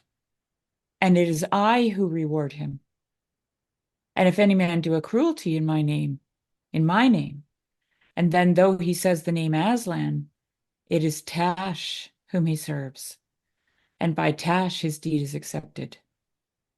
Dost thou understand, child? I said, Lord, thou knowest how much I understand. But I said also, for the truth constrained me, yet I have been seeking Tash all my days. Beloved, said the glorious one, unless thy desire had been for me, thou wouldst not have sought so long and so truly, for all find what they truly seek.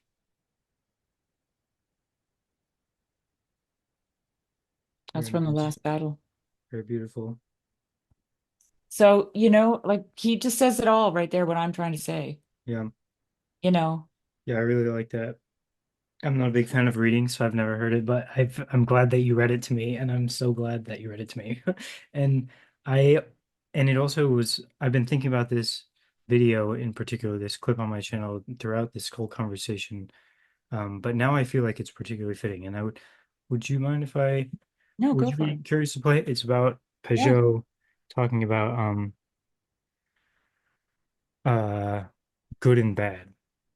You probably have seen you might have seen him talk about it elsewhere, but um, I think it's fitting here. I'm going to do this.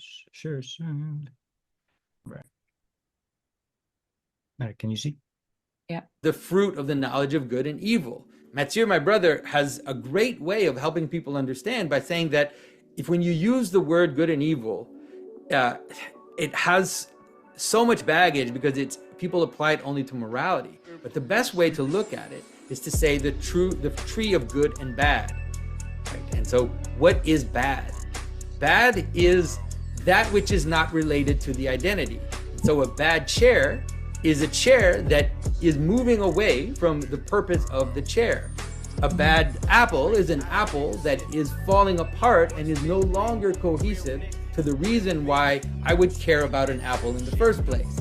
And so, et cetera, et cetera. That is what bad is. Bad is the movement away from an identity. Now, the thing is about good and bad, it is a necessary category for the existence of multiplicity, because you can conceive of bad as simply the distance between beings. And so it's like, how can I say this?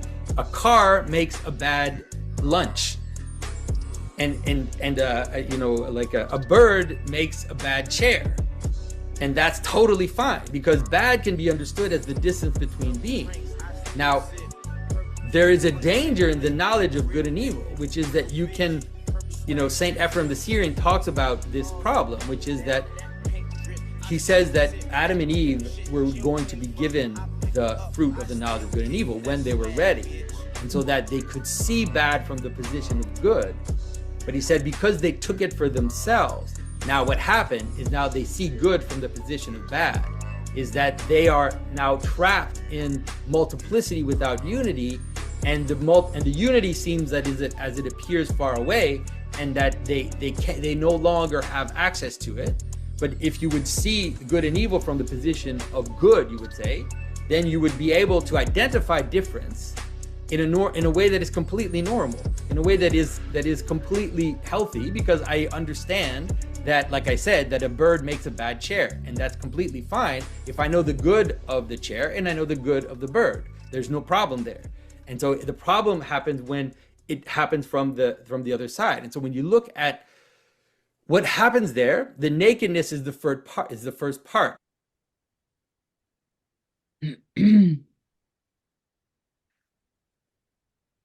Yeah, so when I was watching, the first word that came to my mind was disintegrated, right? Which is essentially what diabolos means. Yeah. It means to cast apart, Hmm. right? So you have an integrated wholeness, and then diabolos breaks it up into multiplicity, right? Into Yeah. its pieces, and it is disintegrated, Into the world of right? duality, but when we can see it all together. Right. But Yeah. that is also a reality, Yeah, right? Like you it's need part to, of reality. It's all part yeah, of reality. right. And like Jonathan says in that clip, like you can't see it if you don't have duality. Or You if you can't can't, see the unity, right? you can't If you see, don't, yeah, okay, you say it. sorry. No, So, no, go ahead. I want to hear what yeah, that can't. you can't see the higher unity um from the position of, you have to be observing it from the position of the higher unity to see the higher unity, I think, or something like that, where uh it's like, the way I think about it is that if everything has a good, it's everything serving its own good. So in terms of like perennialism, it would be that divine humanity, let's say, that everything participates in the good via its particularized good, insofar as it can be true to its good, then it is participating in the ultimate good. And Right, that would be this idea that you don't have to be a particular sect of Protestant to be saved or whatever. It's that right. it's And So like that what he had up on the side there about, the enmity between the woman and her snake and that and her offspring and their offspring, right? And like this is something that I've learned through the little bit that I've been able to understand about Judaism and its concept of the Satan, the adversary, and the fact that the snake was already in the garden. Um,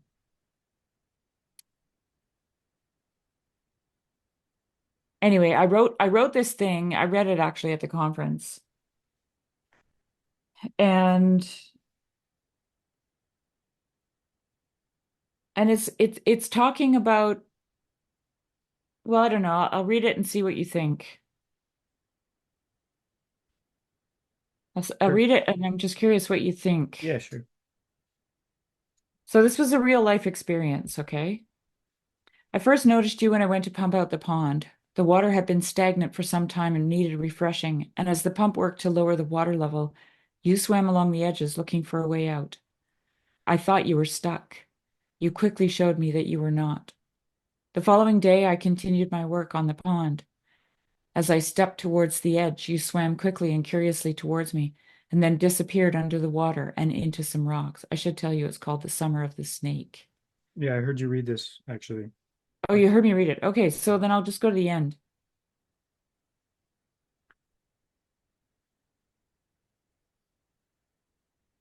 Um, Suddenly I felt like Eve, meeting a snake in the garden, not being afraid, and also being quite deceived. I didn't know what it all meant, but I felt I had experienced something existential, something transcendent. I'm still thinking about it. I probably will for a long time.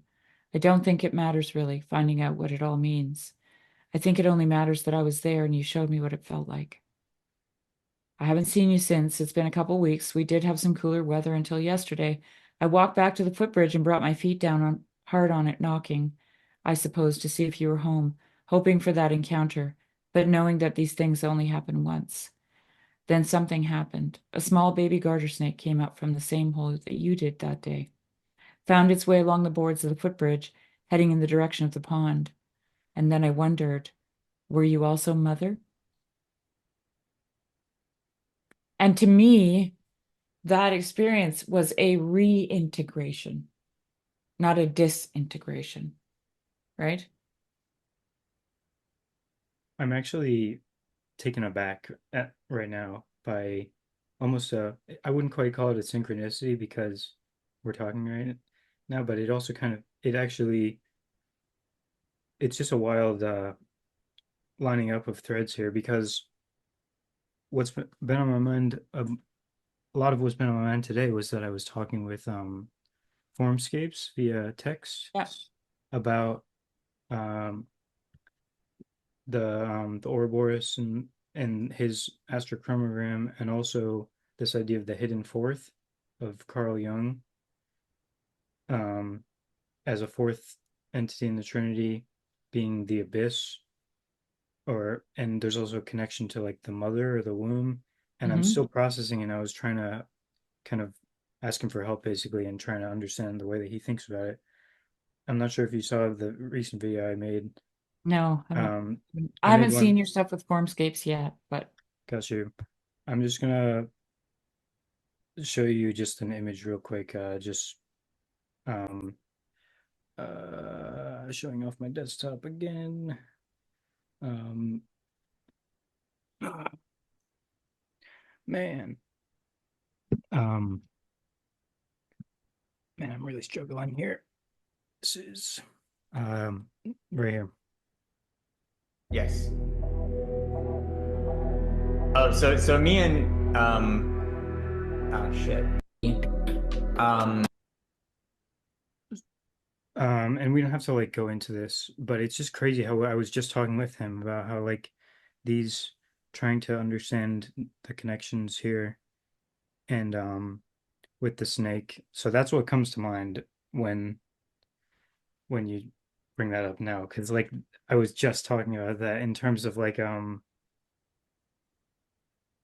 and he used the term mother at one point, like Mother Mary, and but he also connected Mother Mary on a Well, different in a I different way that I'm still trying to understand. So it's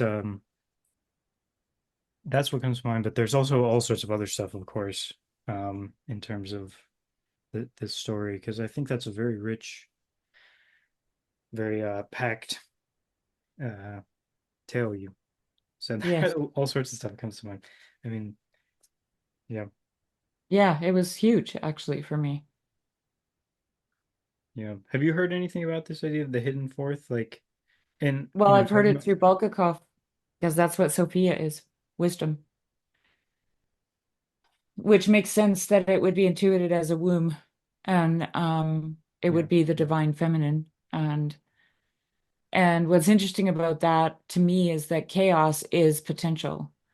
So hmm that's what the womb represents. and think The about it, womb yeah, represents yeah. potential, right? And I So don't out mean of to, the womb, yeah, um, like the spirit hovers over the waters. It actually, I think Graham was telling me, it actually translates to trembling. So it has sexual connotations. And that's exactly the same word that's used uh, for Mary when she conceives, this, that the spirit mm, hovers over her, right? got you. And so it's an image of the same of the Yeah, creation of the world. And if Christ is the second Adam, then it's a story, it's a reiteration of the first story, Jonathan. Okay? So the spirit hovering over the waters on the, of the first day of creation is the same story as the spirit hovering over Mary. It's the first day of creation right mm, there. mm, And the waters in the womb are the same thing. And the waters in the womb represent potential, right?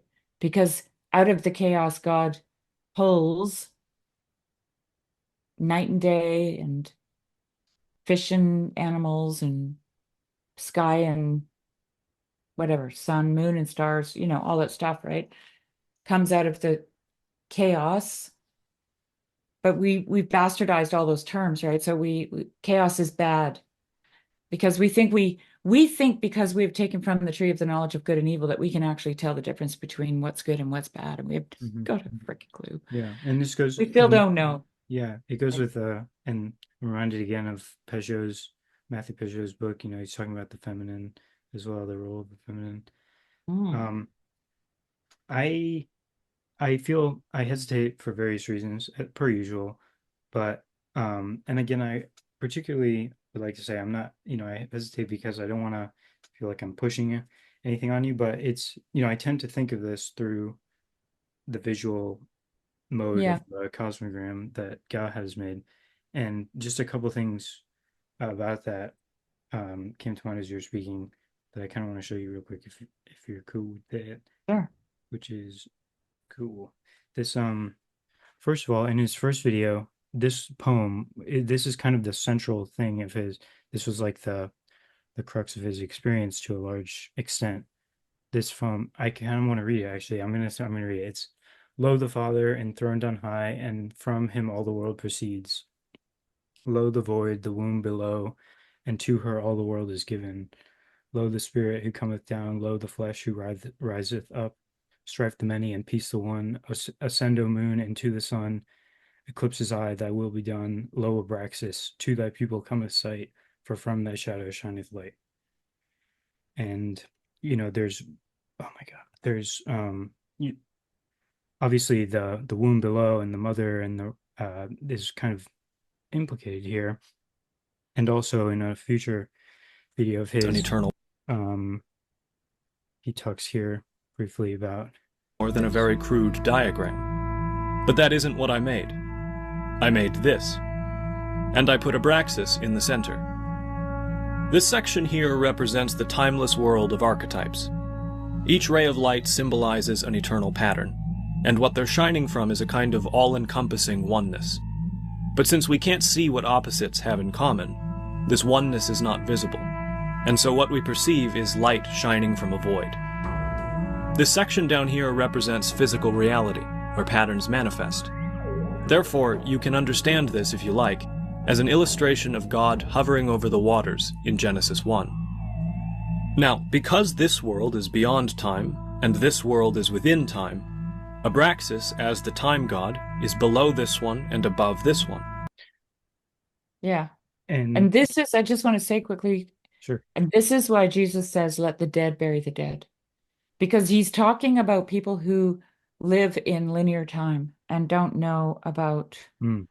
what's And above, right? yeah, And that's why he also says the Hermetic statement, on earth as it is in heaven, as below, as above, so below, yeah, right? yeah, yeah. Um, Good shows. because he's trying to bring the world of, you know, where opposites have been made, have been reconciled. And this, Jonathan, this would be How fitting, dude, with the eye at the top. That's good. All right, I'm just gonna. this would be Yep. in the terms of the early Greek of the early Cappadocian fathers like Saint Gregory of Nyssa and Origen and others, apokatastasis, the reconciliation of all things, Yeah. which is which is my preferred Yeah. which is my preferred use of the term instead of universalism, because Hmm. universalism has also been ossified and bastardized. Okay. So Hmm. I don't like it because when if someone says it to me, I don't know where they're coming from. But when they say apokatastasis, that's what I see right there. That's Yeah, apokatastasis. because this whole thing, this is like the word cosmogram is like an image of everything, Right. It's the and image of everything. yeah. Yeah. So, and I had one, yeah, I appreciate your kind of openness to discussing this type of stuff in relation to far out things like images like this. So, like, um, the last thing I was thinking there is that one in the video, you had the yin and the yang were kind of opposite. Mm. Um, but this is the way I think it's correct how he switched it, where the black is going down now. And I think there's the kind of a connection there in terms of the feminine, kind of the womb below, and you have Mary over here on the left, the Grail, and and it's kind of and this being like and we have death down here, the disunity and separation also included as part of reality, and like Mhm. and it's an interesting thing about uh kind of distinguishing between this abyssal force and the feminine force. And I'm trying to work on those connections with like Sophia, because this is also Sophia up here, but then you have Mary, and there's also the feminine womb. So it's kind of like I'm still working on, but intuitively it seems correct. I just want to try and figure out all the details. And I also think that there's the astrological glyphs, I think, should also be included here personally. Um, and but yeah, I really Did you that's read did you yeah, read that Sirach 24? I've not. I I put it in should, your comment section. you know, I'll I'll commit to I'll read a chapter of the New Testament just for you tonight. Sure. No, no, this is not the New Testament. This is the Okay. Apocrypha. So Okay. Even better. this is from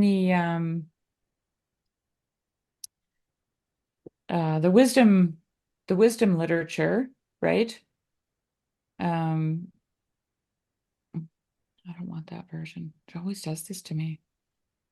It never Is takes that me to where I want to go. It always so wants like to take me somewhere else. All right, here we go.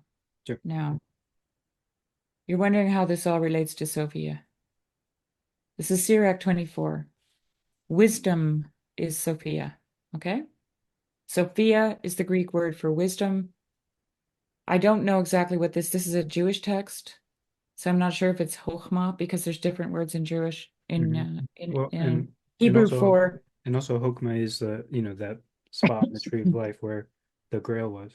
You have right, Bina, right. you know. This is why I'm reading you this because of Okay. that image.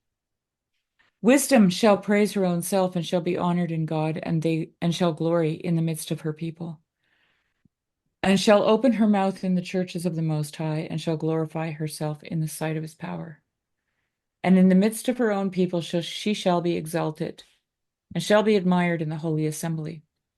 And in the multitude of the elect she shall have praise, and among the blessed she shall be blessed, saying, I came out of the mouth of the Most High, the firstborn before all creatures.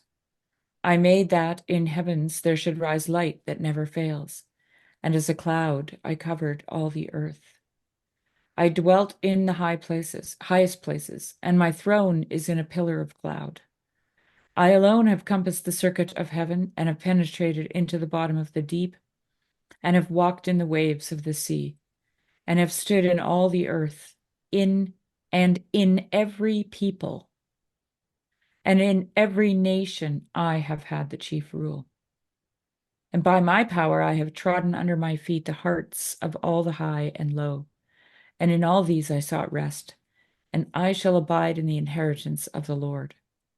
Then the Creator of all things commanded and said to me, and he that made me rested in my tabernacle. And he said to me, let thy dwelling be in Jacob, and thy inheritance in Israel, and take root in my elect.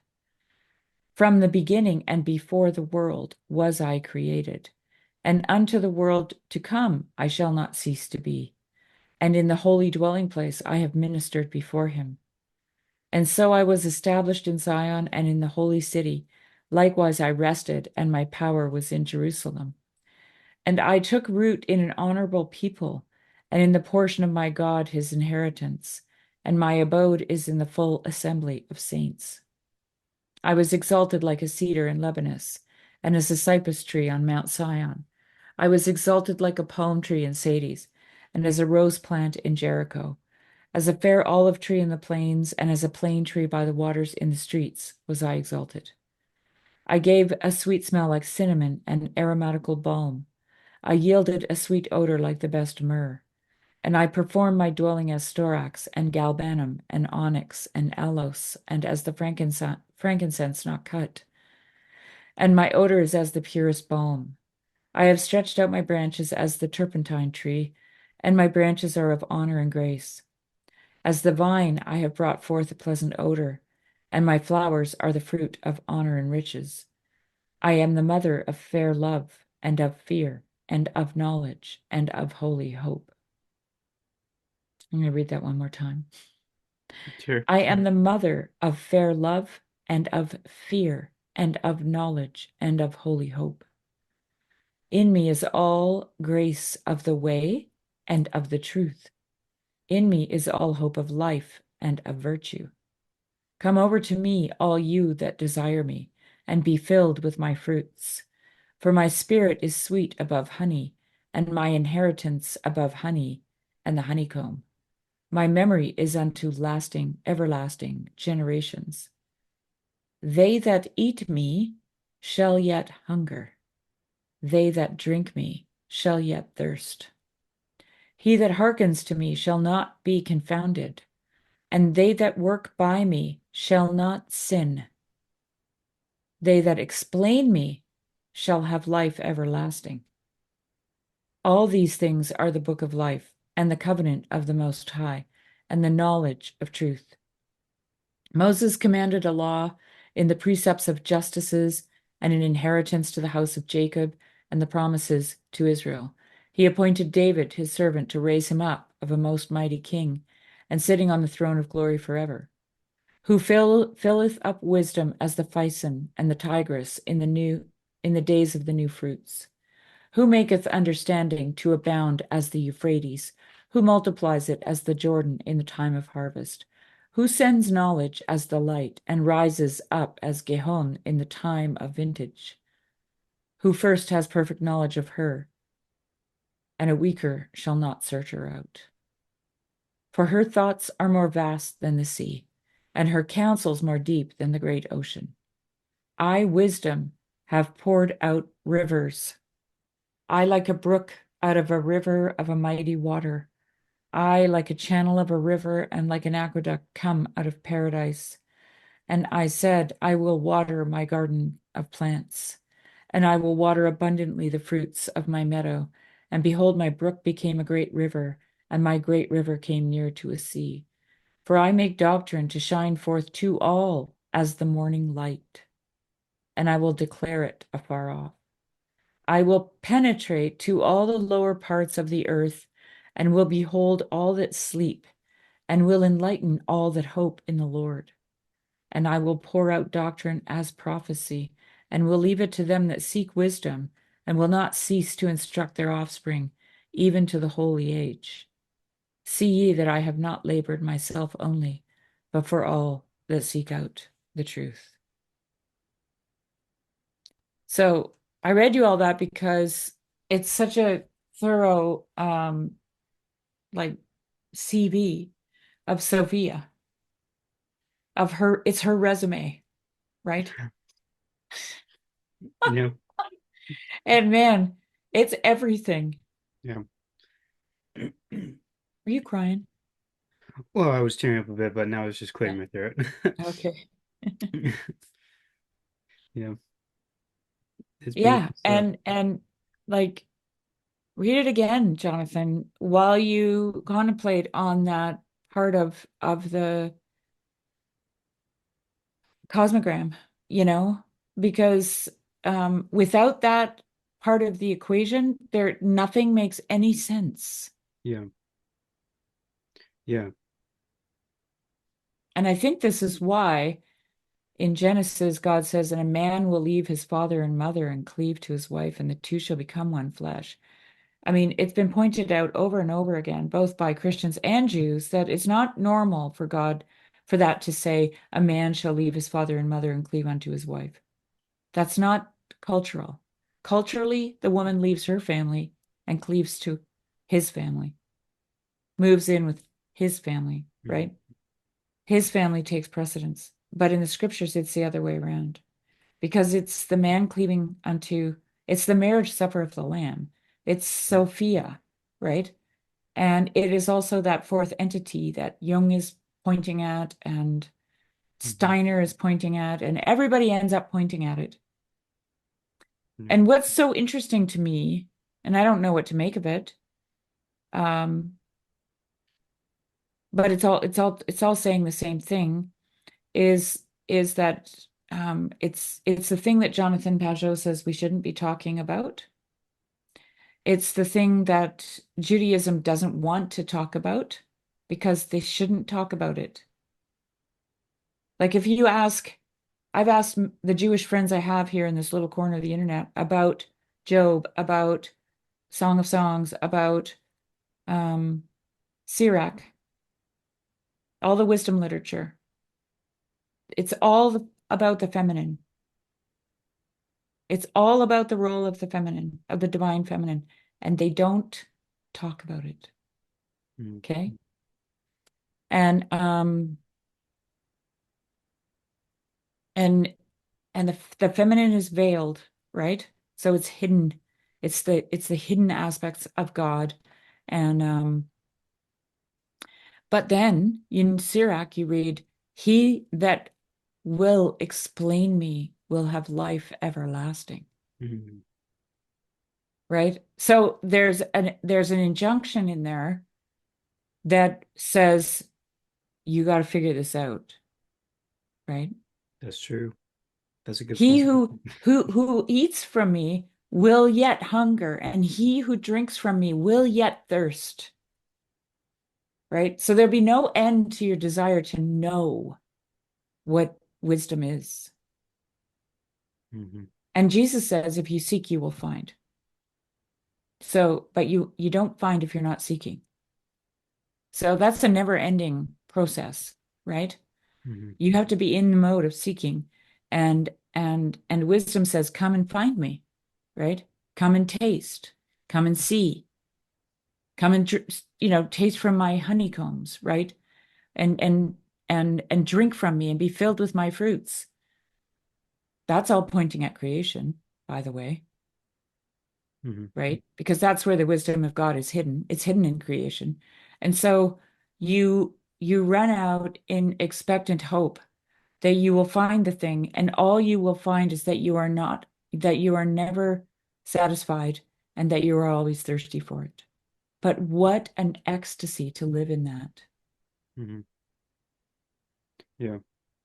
Reminds me of It's your it reminds me of your dream looking through all the like endless treasures. Not right. and yeah, and also it reminds me of the whole connections with the Lady of the Temple and like our left brain, I mean our right brain, in terms of like and also this idea of iconicity. When you're saying that people don't talk about, like we say, don't talk about her, I think maybe it would be better to say like don't be propositional about Sophia.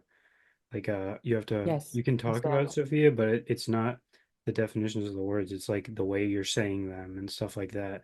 Mhm. And like um and of You have course to it reminds me. dance. You dance with Yeah, Sophie. that's where my Yeah. kind of line of thought ends because that's where it just blows up into. I think that's like the point or something like it, or the point of our time period is like to reconnect with the Sophianic and like the and to get the holistic view that comes along with that.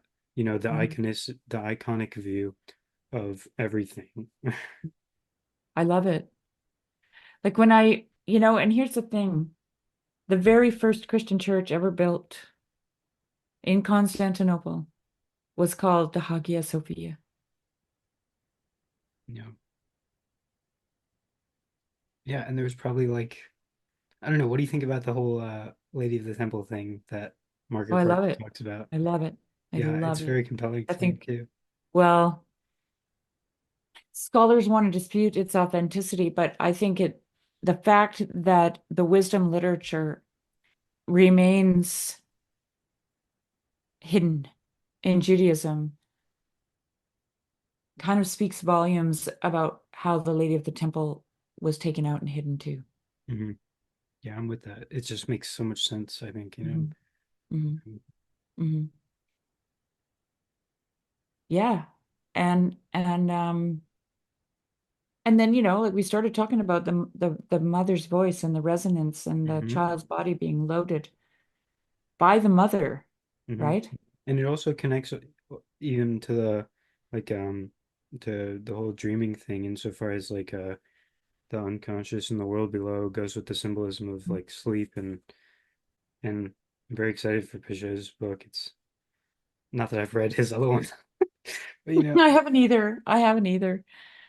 yeah, I saw that it was full of diagrams and it yeah. disturbs me because I'm not a diagrams person, but No, I probably could read it now. I probably would love reading it, I love actually. diagrams personally. I know you do. Yeah. I look at diagrams and it's like if I got tried to get you excited about a knitting pattern, you'd be like, Yeah, okay. yeah, really. Yeah. I don't know, But maybe my mom's genetics would come through. I come from a line of seamstresses, at least to some degree. So, yeah, knitting is pretty zen, actually. yeah. Spinning and knitting. Yeah, you've talked about that before about how it's like a super. Oh, can I show you a quilt that my mom made real quick? Hmm. This Yes, one, we could probably end it off here. We've been talking a while. sure. Let me go grab it. This one right here. My mom made this The quilt, and I was looking quilt. at, and I was like, "Whoa, maybe this is the luminous Holy Trinity," and and and I thought it was I don't really know, but it's I guess it's like a Celtic cross or something, and it's I like how maybe the red and the blue would be Yeah, feminine, and then you have the whole all of them together, and then yeah, also like I felt like there was some sort of kind of like the ego where like Tzimtzum, you know, Tzimtzum where you have the yeah, God yeah, creates the space, and then in the yeah, center you have some of God as well, right here, like on the yeah, outside. And then I yeah. was thinking of these kind of things as stars. That's getting a little out there, but Oh, that's great. I was like, whoa. And I told my mom, I was like, hey, I just appreciate, you know, nice quote. I've never said that. Yeah. It's interesting because you see these patterns all the time. Like we see these patterns all the time and they call out to us, right? Yeah. And like people. people just, it's like the Triskelion, like that just amazes me, the Triskelion. It's been in existence for thousands and thousands of years. And What is it? uh, the Triskelion, I'm not familiar. Wikipedia, Triskelion. Triskelion. Sounds like a three-headed skeleton. Yes, this is like the I know this from Avatar: The Last Airbender, which is Oh, an animated show for kids. I actually put this in my yearbook. Um, we had a senior page for yeah. where you could put whatever you wanted, and that was one of the But things I put. look at the here, the Irish road trip, the green thing here. Yeah. Like, these are old, right? Yeah, Like, and these are inscribed in, like, if you look down below that, you'll see the stone inscribed with the Triskelion. yeah, And yeah. then Like the Isle of Man has a version of it there with the legs, the three legs up, up, up, up, up, up right up. beside the wrist. Mm, Yeah. That so like there's several places in England that have that on their flag. mm, And it's a version of the Triskelion, right? mm, Which is so essentially people have intuited this Trinitarian pattern of reality, right? mm, As a spiral mm, that has no beginning and no end. mm. Just read the first few verses of Revelation when Jesus describes himself,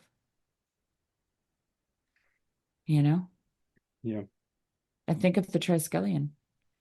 And so, what I'm saying with all that is like when these old quilting patterns were made, they were made from profound patterns of things that people yeah. saw within creation, which is where God's wisdom dwells, where Sophia is, Mm-hmm. okay? Yeah. And then there's also And it, the warp and the woof, and like yeah, that's in another weaving. thing. Yeah. Yeah. Yeah. So yeah, it's beautiful stuff. Patterns everywhere, Yeah. becoming clearer. That's how I think about it. Like And like it's not by accident that Matthew Pageau calls his first book The Language of Creation. Mhm. That is Sophia. Right. I think he frames that more as, or yeah, I guess that is Sophia also. Like that's kind of, I think he was He's trying to. getting, yeah, he might not have I don't like I can't speak to his intentions or his heart or what he's Mhm, actually underneath thinking because I'm thinking about a lot of things when I'm talking, but I'm not saying all of mhm. them. I just But hesitate because that's what his next book is like, mostly about the feminine, I guess. That's kind of the right, one thing I, yeah. but that's where you get to if you look at creation long enough, Mhm. right? That's You true. don't have to get there. You don't have to know it from the start. Hmm. Like honestly, Jonathan, I wouldn't know any of this if I hadn't stared at it for a long time. Hmm. Creation. Yeah. Yeah. So, you want to see something? Sure. This has nothing to do with Sophia. It's not any kind of amazing pattern. But then again, whoops, it is. So there's a fountain in front of in my daughter's village in Switzerland. And in the fall, these were floating in the water of the fountain. And she took this photo. Oh, it's a photo. It's a photo. Hmm. I'm having trouble telling exactly so it's like leaves and berries, right? Leaves and berries and a feather and geranium petals Yeah. and sticks and some The moss. things of this world, the wonderful, beautiful things of this world. And they're just floating on the surface of the fountain on the blue water. But isn't that gorgeous?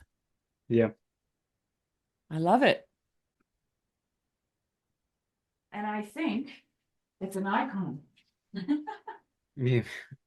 Because every time I look at it, I see something else.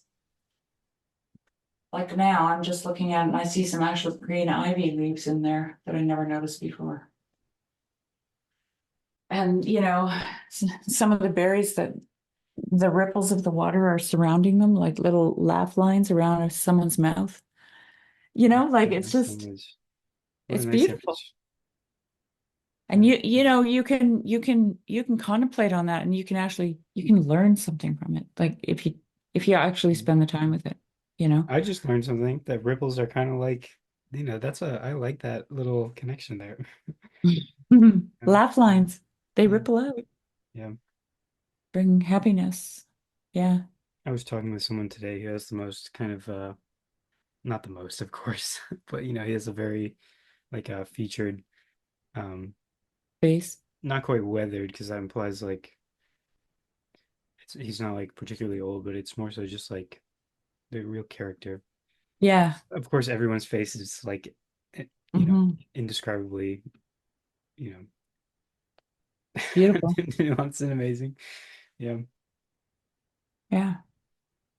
so good. Is this conversation number 10 now? It is. Yeah, I think I was Oh, hoping. Yeah, I was hoping. I would still love to talk about. You had wanted to talk about reincarnation. I don't know if you still want to. yeah, I well, think. I'm down. I mean, I don't have I can only tell you what I think, and then we can go from there. Because like Mm-hmm. I've never tried to understand it or study it or, Mm-hmm. you know, like I don't have a lot of facts about You don't have reincarnation. any I just evidence have about. all my intuitions. You don't have any That's all I evidence that got. you don't have any evidence that you are reincarnated Queen Alexandria or something. No. I've had lots of deja vus, like tons of them as a kid, Mhm. but that's never led me to think that I was reincarnated. Yeah, I'm not particularly opinionated or experienced in this. I don't know how many, I don't know, experience, maybe on many lifetimes, but I my it, sister showed me a video the other day of this baby. It was a newborn, so it looked like an old man, mm, and it was like this, sitting in this, mhm. and the title was when you find out you've been reincarnated into a poor family for the 10th time. And so the kid's going like he's really serious face, and his little fingers going like this, and he's looking around, and then all of a sudden he goes,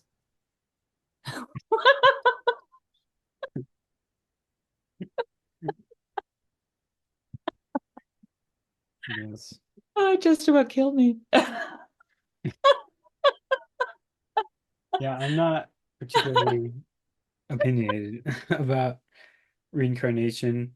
Some people really, they hear a little bit of it and they just bounce, you know, Mhm. like but yeah, I don't know if I assume we would have to I had wanted to talk about it I'd wanted to talk about it with number 10 just because it fits with the wheel, the card in the tarot, Oh the yeah, letter yeah. letter X. Letter Um 10. Well, and we it's could get it on the downside, so we could do it in 11.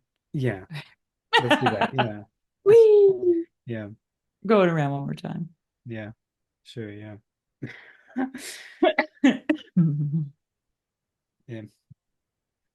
Yeah, so I think yeah, well, if you're down, we can talk about that next time and I guess I don't know, this has Totally. been a wild conversation. Yeah, I'm kind of just like stammering a bit. I feel like we, really I say this every I time, like right? listen, these are like to me, Jonathan, we just kind of start out somewhere and then we roller coaster our way around and then Yeah. we always seem to bring it together at the end somehow. Yeah. And and I enjoy listening back to them because then I can see actually the little golden thread that runs through Hmm. in a weird way. Yeah, sometimes it's hard to remember in the moment. Hmm. Yeah. Well, I told my husband I always have to listen back to conversations that I'm in because I'm not paying attention to it as a whole, Hmm. you know? Yeah. I feel like you're better at that than I. I tend to remember the audience and remember, stuff like that, not infrequently, like I but have to tell you this though, as an aside. I so missed you at the conference. Like Yeah, we didn't You talk would about the conference at all. That's one of the things I wanted to talk about. You and Luke Johnston, I was just like, why are they not here? It would just be like so Yeah, perfect. did you see our little FOMO stream? We were I drinking, haven't watched it yet, but I'm we were going just to. I started that one too that one morning. we were drinking our FOMO away. Yeah. Yeah. You would have loved both of you. You would have loved it. Yeah, I'm sure It we was would have. really, really I was special. really, yeah, I was really thinking about that as well. I would have loved to be there, but Hmm. I probably could have gone. I definitely could have gone. I don't know. Next time. Yeah, I think I'm gonna go to my local estuary this coming Sunday or next Cool. Sunday. I don't know Who's exactly. in that? Anybody I know? I've never been, and it's in my Cool. hometown. I've never been. How many people? Do you know? No, I know nothing about it. At Okay, least well. three CIA agents, surely. No, you know, They're all CIA agents. yeah. Like, oh, And let's pull one Jonathan. in Jonathan's town. Maybe he'll come to it. No, no, I'm joking. Yeah, Hmm. Cool. yeah, Well, I no, want to hear about it when you go, yeah, what you thought of it. yeah. I might actually see PVK and Neil too, because they're PVK is doing a thing with his sister. All right. In Yeah, and Connecticut. yeah, it's in the northeast corner of Connecticut. And I'm actually happened to be driving to New Hampshire that on right around then as well. So Cool. I don't know. It'd be kind of. I was texting Neil about it. I don't know if I want to like like do the whole thing. Not that it wouldn't be fun, but I'm also staying in New Hampshire that weekend. It would be a lot. I don't know if Yeah. I'm, maybe I want to take some more time to think about this type of thing or something.